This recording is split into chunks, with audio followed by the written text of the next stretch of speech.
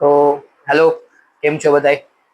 આજે generally simple જે લેમેન ટર્મની અંદર કે જનરલી ડોક્ટર બોલતા હોય કે તમે એમઆરઆઈ રિપોર્ટ કે સીટી સ્કેન વોટ એવર કોઈ પણ તમને મેડિકલ પ્રોફેશન વાળા વ્યક્તિ એમ કહે તો આજે બેક પેન માટે આપણે વિડીયો લીધેલો છે. આ તો ચાર એવી નોર્મલ વર્ડ્સ તમને કહું છું કે મોસ્ટલી હોય જ છે કે ડોક્ટર કહેતા હોય છે. આપણે મિનિંગ જોઈએ શું છે. સ્પોન્ડાઇલોલિસિસ, સ્પોન્ડાઇલોલાઇસિસ, સ્પોન્ડાઇલોલિસ્થેસિસ અને સ્પોન્ડાઇલાઇટિસ.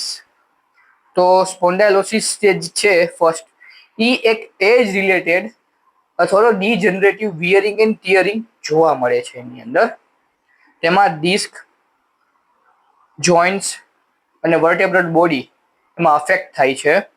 Chronic neck pain or back pain, stiffness and nerve compression જોવા મળે છે. પછી સ્પોન્ડાઇલોલાઇસિસ જે છે એ જે stress fracture or weakness in the parts interarticularis, એક પોર્શન હોય વર્ટેબ્રાની પાછળની સાઈડમાં, ત્યાંનું એક કન્ડિશન છે અને જનરલી લોઅર સ્પાઇનમાં વધારે જોવા મળે છે. સ્પોન્ડાઇલોલિસ્થેસિસ, વર્ટેબ્રલ સ્લીપ થવી, એટલે કે કોઈ વર્ટેબ્રલ બોડી હોય એ બેકવર્ડ અથવા ફોરવર્ડની બાજુ થોડીક જતી રહે, આગળની બાજુ થોડુંક જાય, એને આપણે ઈ ટર્મ કહેવામાં આવે છે સ્પોન્ડાઇલોલાઇટિસ. જનરલી એને એન્કાઇલોટિક સ્પોન્ડાઇલાઇટિસ પણ કહે છે. ક્રોનિક ઇન્ફ્લામેટરી કન્ડિશન છે જેમાં બેક પેન, સ્ટીફનેસ જોવા મળે છે અને જનરલી સ્પાઇનલ ફ્યુઝન આને કહેવાય. હવે આપણે એવી બધી કન્ડિશન જોઈશું કે જે આપણે નોર્મલી બધાને જોવા મળતી હોય.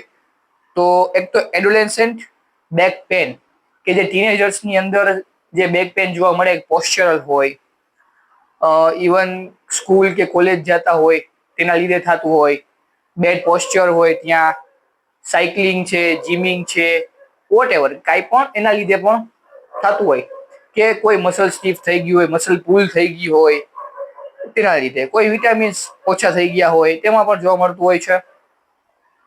એન્કાઇલોટિક સ્પોન્ડાઇટિસ તો મેં પહેલા જ કીધું. ક્રોનિક લો બેક પેન, ક્રોનિક લો બેક પેન છે તો સ્ટાર્ટિંગ ક્રોનિકથી ના થાય, ફર્સ્ટ નોર્મલ સિમ્ટમ સામે આવે, પછી એક્યુટમાં જાય ને પછી ક્રોનિકમાં જાય. અને લોઅર બેક પેન શું કામ વધારે થાય છે એનું રીઝન છે કે જેમ આપણે લોઅર જઈએ ને તો ત્યાં મસલ્સ ઓછા થતા જાય બેકમાં, પાછળની સાઈડમાં, જ્યાં પેરાસ્પાઇનલ મસલ્સ જ્યાં ઇન્સર્શન થતું હોય ને તો ત્યાં ફેશિયાનો ભાગ વધારે હોય છે. એટલે જનરલી આપણે લોઅર બેક પેનના ઇસ્યુ વધારે થતા હોય છે. અને એની બાજુમાં સપોર્ટિવ અને સ્ટેબિલાઇઝર્સ મસલ હોય. અને બાકી તો ખબર છે કે ઇરેક્ટર સ્પાઇની નામનું મસલ્સ હોય છે. કોક્સીડાયનિયા, કોક્સાલ્જિયા જનરલી શું છે કે જે આપણું સ્પાઇન જે છે એમાં લોઅર પોર્શનમાં નીચે સેક્રમની નીચે જોઈન્ટ હોય કોક્સિસ. તો ત્યાં કોઈ માઇનર ઇન્જરી થઈ જવી, કે આપણે સડનલી નીચે બેસી ગયા, એક ધારું સતત જ બેસાઈ ગયું તરત જ, કે કોઈ સ્ટ્રેસ ફ્રેક્ચર આવી ગયું, કાંઈ ભટકાઈ ગયા, કોઈ હિટ કર્યું પાછળથી, અથવા તો પોસ્ચરલ હોય કે આપણે સેક્રલ સિટિંગમાં બેસતા હોય તો આપણે નીચે ટેલબોન આગળ પેન થતું હોય ત્યારે આ કન્ડિશન જોવા મળતી હોય છે. અને ક્યારેક આ સિવિયર પણ હોય છે કે આખી ટીપ જ તૂટી ગઈ પાછળની ટેલબોનની, તો ફર્ધર આપણે એમઆરઆઈ કે એવું કરાવી અને સર્જરી આપણે કરાવવી પડતી હોય છે, તો રિમૂવ કરવું પડતું હોય છે.